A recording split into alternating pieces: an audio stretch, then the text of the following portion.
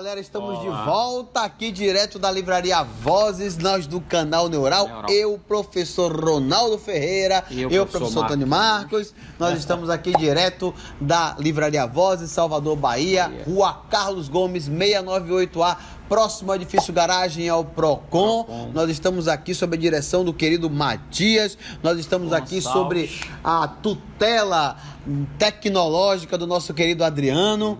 E vamos começar com um tópico dos 7 pecados capitais, que é justamente a soberba. Se você está pegando o vídeo a partir de agora, a gente fez uma introdução antes no vídeo anterior. Isso. Eu não me lembro qual seria o número. Qual seria? 51. Número 51. Uma boa ideia, você dá uma olhada lá. Uma boa ideia. Então, o seguinte, o que seria essa soberba? O que é uma pessoa soberba? A vaidade, a palavra vaidade, ela vem aí do latim vanitas, né? Que é uma palavra que a gente diz, não é vaidoso, tem a boa vaidade, etc. Porque hoje está na moda muito essa coisa, tem a boa inveja, tem a boa vaidade, como se você pudesse... É a lógica cordeirinho, né? É como se você pudesse transformar a essência de uma coisa. Inveja, vaidade é vaidade. É como se você tivesse a possibilidade de dissecar o que é perverso, né? Então... Existe uma perversidade maior, uma perversidade intermediária, uma perversidade menor. Não, isso aqui foi um revólver. Não, o revólver atira um projétil a não sei quantos quilômetros por hora, mas ele foi feito para defender uma pessoa. Tem a fuzil, tem a ponto .40 e tem o Badog, foi feito para defender. Assim, se alguém atira em outro, não é para matar, é para espantar ou para amedrontar. Tá. Entendi. Então, assim, soberba. Uma pessoa soberba é uma pessoa... Porque tem outra palavrinha que entra aí que não é muito... não tem muito a ver com soberba, mas essa questão semântica às vezes implica muitas coisas. Por exemplo, você diz assim, orgulho. Orgulho necessariamente não é soberba. Você pode ter um filho que ele dê orgulho. Você tem um pai que lhe dá orgulho. Então, orgulho quer dizer que você tem naquela pessoa alguém que lhe traz um respaldo ou moral, uma motivação alegre, uma motivação, uma coisa.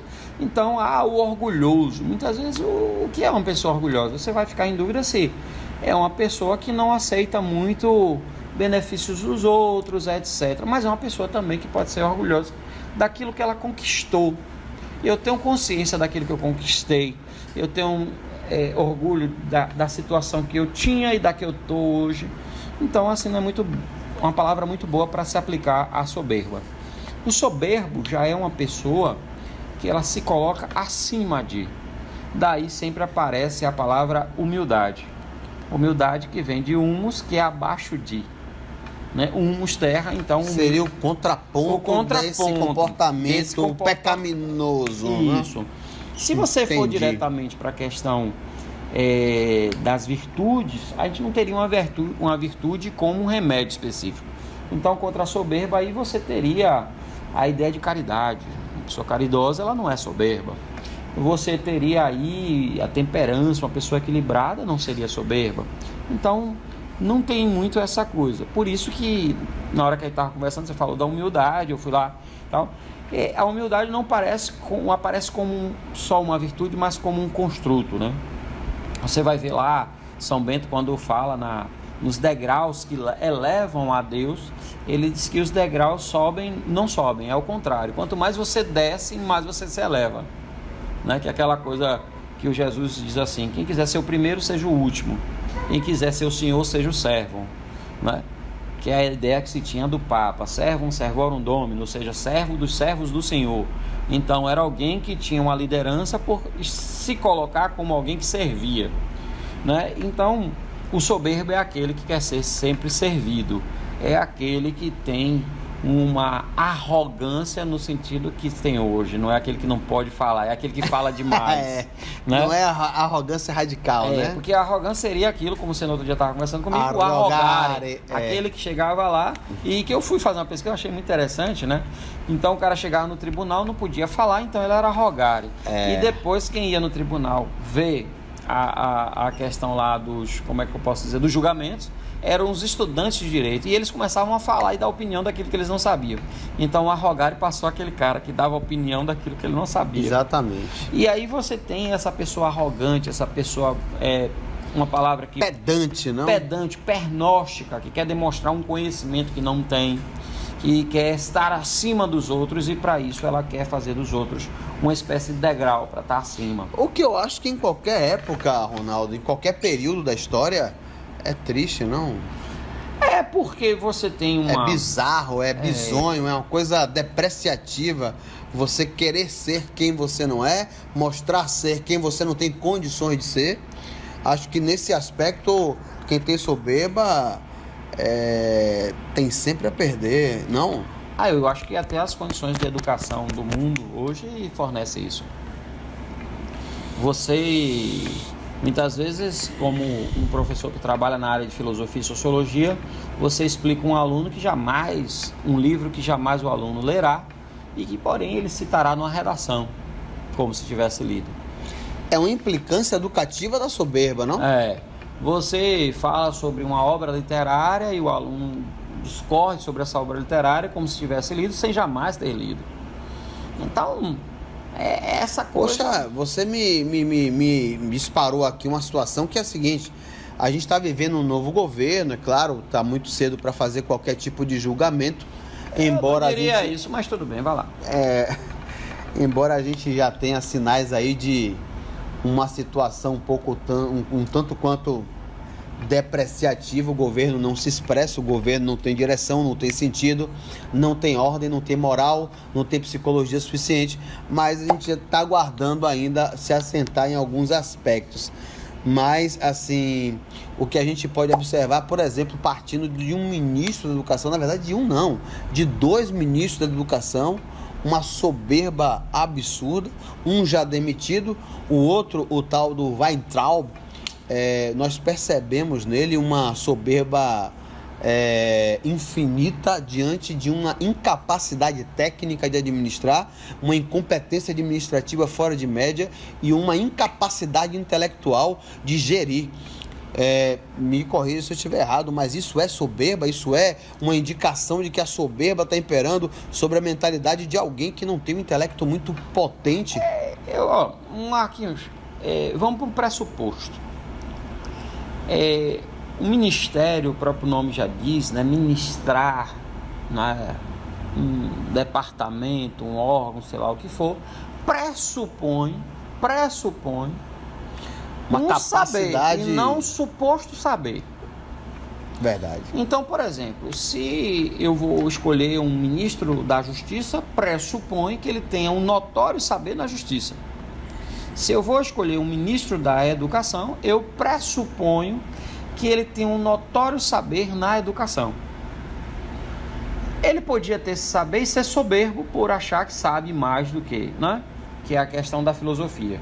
O amor ao saber implica em você nunca se colocar no lugar do soberbo.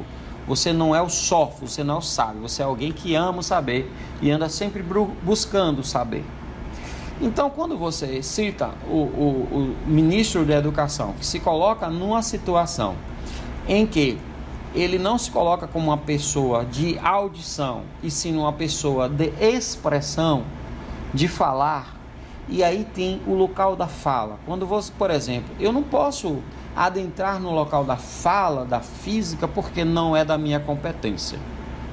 Eu não posso adentrar no lugar da fala da matemática, que não é da minha competência.